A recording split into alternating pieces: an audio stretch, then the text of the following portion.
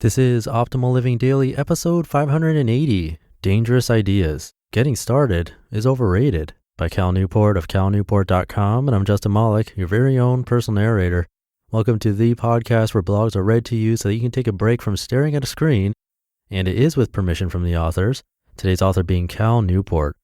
Before we get to it, thank you to Talkspace for sponsoring this episode.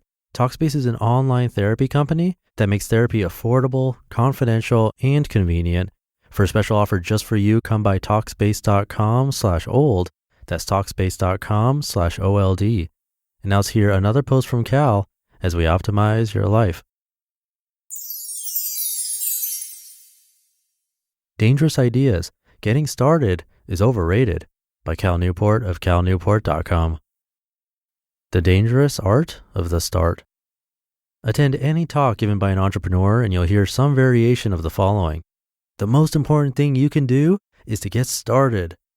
This advice has percolated from its origin in business self-help to the wider productivity blogging community. You've heard it before. Do you want to become a writer? Start writing. Do you want to become fit? Join a gym today. Do you want to become a big-time blogger? Start posting ASAP. If you don't start, you're weak. You're afraid of success. Here's the problem. I completely disagree with this common advice. I think an instinct for getting started cripples your chance at long-term success. And I suggest that, on the contrary, you should develop rigorous thresholds that any pursuit must overcome before it can induce action. Allow me to explain why. The origin of the cult of the start. If you talk to an accomplished speaker, especially one with a focus on entrepreneurship, he'll tell you his get started message is crucial.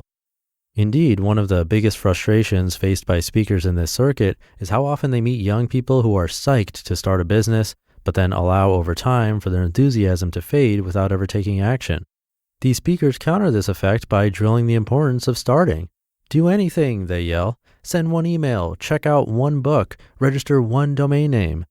The theory is that even the smallest action can overcome some mythical initial resistance and help build an inescapable momentum toward business nirvana. But is getting started right away always the best option? Survivor bias. In his convention-busting book, Fooled by Randomness, Nassim Taleb preaches the danger of survivor bias, a common fallacy in which we emulate people who succeeded without considering those who used similar techniques but failed. Taleb uses the example of The Millionaire Next Door, a popular finance guide in which the authors interviewed a large group of millionaires. As Taleb points out, the habits of these millionaires, accumulating wealth through Spartan living and aggressive investments, should not be emulated unless one can determine how many more people followed a similar strategy but failed to hit it big. Perhaps a more poignant example would be to find and interview the 10 people in the country who had the biggest and fastest overall increase to their finances in the last year. Guess who would dominate this list?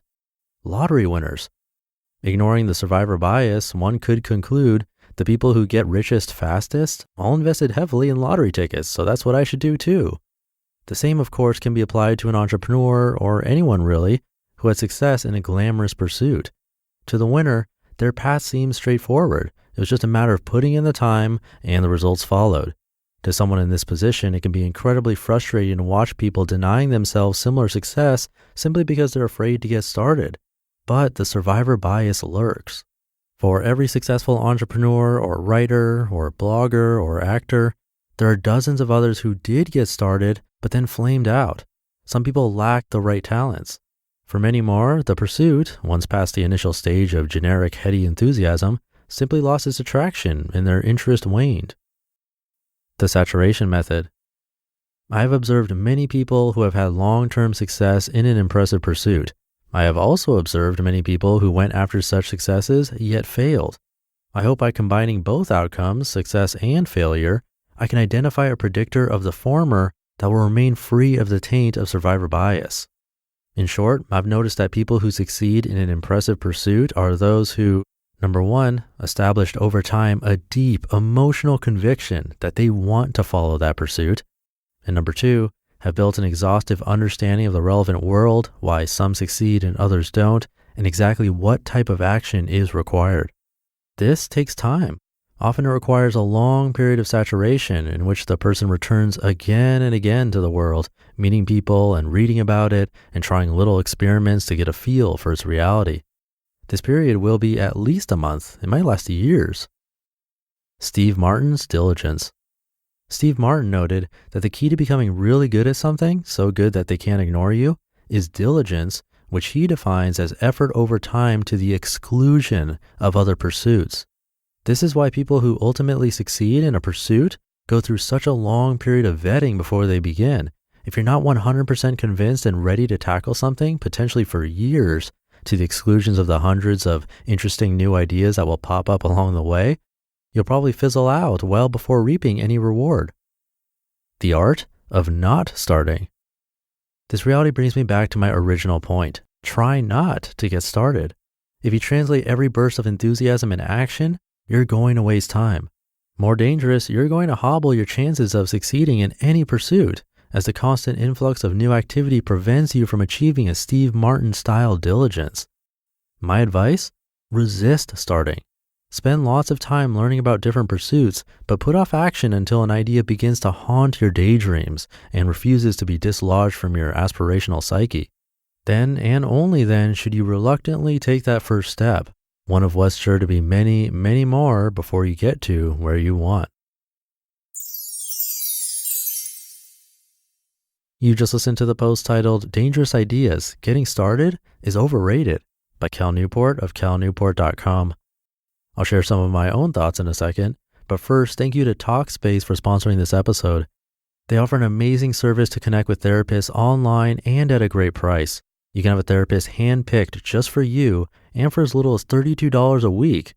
What's really cool is that Talkspace allows you to send your therapist text, audio, and video messages whenever you want, or take it up a notch and do a live chat, which is a really great idea for anxious people like me. To sign up or learn more, come by Talkspace.com/old, and they have a special offer for you listening to this episode. You can use the coupon code OLD and get $30 off your first month, all while showing support for this podcast. Again, that's the coupon code OLD, and you can use that at Talkspace.com/OLD. As for the post today, I had to narrate it because I thought it was fascinating. You will see that advice everywhere in entrepreneurship, including from me. I've definitely used that advice. Just start. I think one of the reasons is that as an entrepreneur, I often get people asking for advice, and the most common thing I see with them is that they simply haven't done anything tangible yet. To be fair, Cal Newport did mention that in the article, but the ideas are all in their head, so my advice is just start. Get that first customer and prove that your idea is a good one, and then you can keep going from there and then invest more money and more time, etc. But that said, Cal's points are fair. If you jump in too quickly with every idea that you come up with, if you have an entrepreneur's mind, you're not going to get anywhere because you'll jump from one idea to the next way too quickly. And here it helps to have an accountability partner or mastermind group, people to bounce ideas off of. For me, it was my business partner, Lee, from Optimal Living Daily Business and Startups. We have talked about countless ideas, and the one that stuck was the idea of this podcast. And for me, like Cal mentioned, it was something I could not stop thinking about, so I had to create it. So I do agree with that also. But at the same time, I also very much agree with the fail fast and often approach, because the best lessons I've learned in business, or in life really, were from failing. It took a few different businesses not going how I wanted for me to finally find something that seems to be working. So I don't know, I would agree, but also with caution. You got to find that middle ground and not take to an extreme of just starting anything and everything, but also not using this article as an excuse to not get started and just keep ruminating, if that makes sense. Hopefully I didn't just confuse you. I'll leave it there so I don't add to the confusion. Have a great rest of your day, and I'll see you tomorrow where your optimal life awaits. Hey, this is Dan from the Optimal Finance Daily podcast, which is a lot like this show, except more focused on personal finance.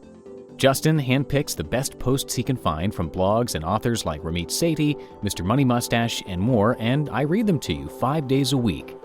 So if you enjoy this podcast, come on over and subscribe to Optimal Finance Daily too. And together, we'll optimize your financial life.